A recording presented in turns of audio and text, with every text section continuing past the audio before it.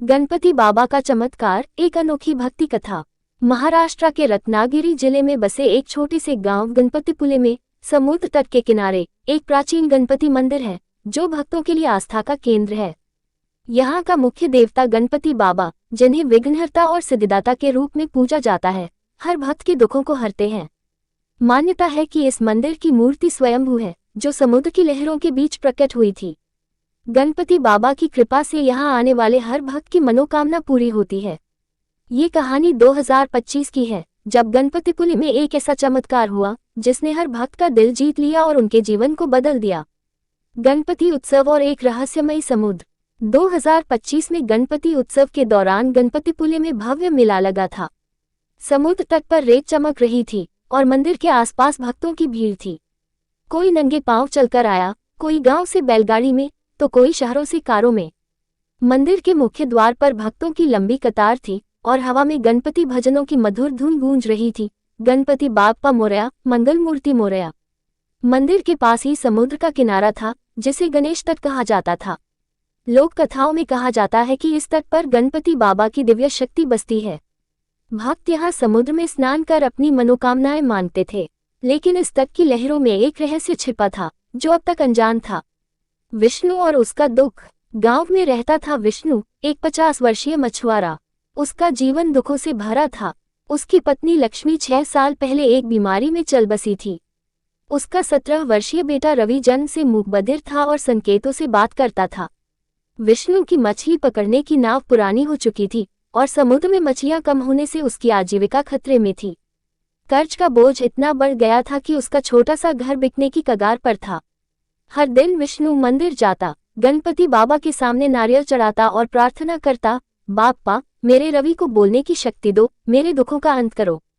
विष्णु के अलावा कई अन्य भक्त भी थे, जिनके अपने अपने दुख थे। सावित्री, एक 40 वर्षीय स्कूल शिक्षिका, जो पुणे से आई थी, अपने बेटे की असफलता और घर की आर्थिक तंगी से परेशान थी। अमित, एक 30 वर्षीय पत्रकार, जिसने अपनी नौकरी खो दी थी और निराशा में डूबा था। बुजुर्ग दंपति शंकर और पार्वती, जो गंभीर हृदय रोग से जूझ रहे थे।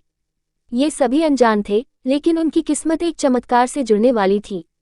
गणेश तट का चमत्कार। गणपति उत्सव के अंतिम दिन, जब सूरज समुद्र में डूब रहा था, विष्णु अपने बेटे रवि को लेकर गणेश तट पर पहुंचा। रवि ने संकेतों से कहा, पापा मुझे समुद्र में स्नान करना है, शायद बाप्पा की कृपा हो जाए। विष्णु ने सहमति दी, लेकिन समुद्र की गहरी लहरों को देखकर डर गया। लोक कथाओं में कहा जाता था कि इस तट पर कभी कभी ऊंची लहरें उठती हैं। फिर भी भक्ति में डूबे विष्णु ने रवि को समुद्र की ओर ले जाया। अचानक एक तेज लहर उठी और रवि का पैर फिसल गया। वह गहरे पानी में बहने लगा। विष्णु चिल्लाया, बाप्पा मेरे बेटे को बचा लो। आसपास के भक्त दौड़े, लेकिन लहरें इतनी तेज थी कि कोई मदद न कर सका। विष्णु खुद समुद्र में कूद पड़ा, हालांकि उसे तैरना पूरी तरह नहीं आता था। तभी कुछ ऐसा हुआ जिसने सभी के होश उड़ा दिए। समुद्र के बीचों बीच एक चमकदार रोशनी प्रकट हुई, जैसे कोई दिव्य ज्योति जाग उठी हो। लोग स्तब्ध रह गए। लहरों से एक आकृति उभरी, गणपति बाबा की, लाल रंग की मूर्ति जैसी, बड़े कानों, सूंड और दया भरी आंखों के साथ। उनकी मूर्ति जीवंत लग रही थी, मानो साक्षात प्रकट हो गए हों। उनकी आवाज हवा में गूंजी, मेरे भक्त डरो मत, मैं हूं ना। गणपति ने अपनी सूंड बढ़ाई और रवि को पानी से बाहर निकाला। विष्णु भी सुरक्षित किनारे पर आ गया। चमत्कार की लहर। ये दृश्य देखकर सैकड़ों भक्त रो पड़े। कुछ चिल्लाए, गणपति बाप्पा मोरया। मोबाइल कैमरे निकल आए, वीडियो बनने लगे, लेकिन बाप्पा की आकृति कुछ पलों में लहरों में विलीन हो गई। रवि अब बोल रहा था, उसकी आवाज लौट आई थी। वह चिल्लाया, पापा मैं बोल सकता हूँ, और विष्णु से लिपट गया। विष्णु की आंखों से आंसुओं की धारा बह निकली। ये चमत्कार केवल रवि और विष्णु तक सीमित नहीं रहा। जैसे ही गणपति बाबा समुद्र में प्रकट हुए, पूरे तट पर एक दिव्य ऊर्जा फैल गई।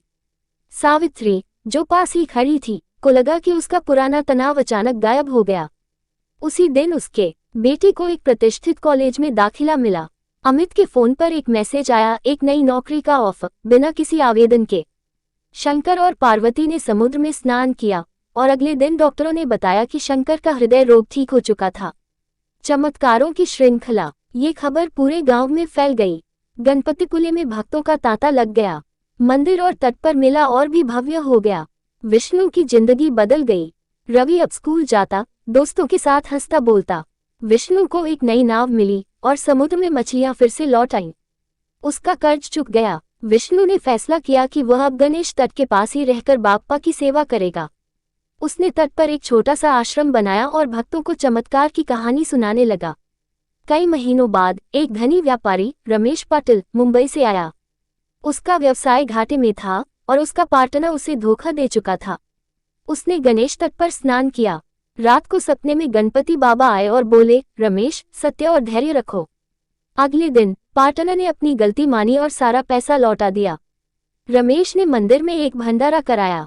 इसी तरह एक युवती अनघा, जो जन्म से लंगड़ी थी, अपने परिवार के साथ गणपतिपुले आई। उसने समुद्र में स्नान किया और अचानक उसके पैरों में ताकत आ गई। वह चलने लगी और चिल्लाए, मैं चल सकती हूँ। ये खबर सोशल मीडिया पर वायरल हो गई। अनघा अब एक नृत्यांगना बन गई और गणपति के भजनों पर नृत्य करती है। गणेश तट का रहस्य। लोक कथाओं के अनुसार गणेश तट पर गणपति बाबा की स्वयंभू मूर्ति समुद्र की गहराइयों से प्रकट हुई थी। कुछ विद्वान कहते हैं कि समुद्र का पानी औषधीय गुणों से युक्त है, लेकिन भक्त इसे बाप्पा की दिव्य शक्ति मानते हैं।